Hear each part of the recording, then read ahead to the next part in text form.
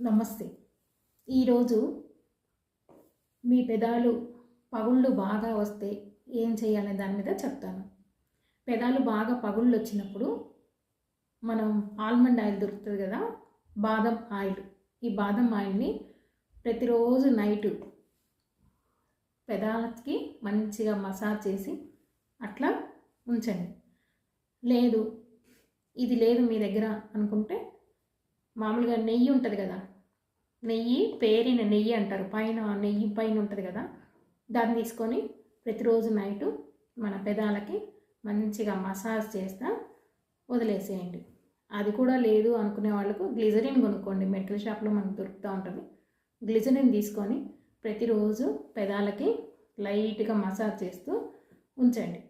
ఏదో ఒకటి ఈ మూడిట్లో మీకు ఏది అవైలబుల్గా ఉంటే అది ప్రతిరోజు నైటు అప్లై చేసుకుంటూ ఉండండి.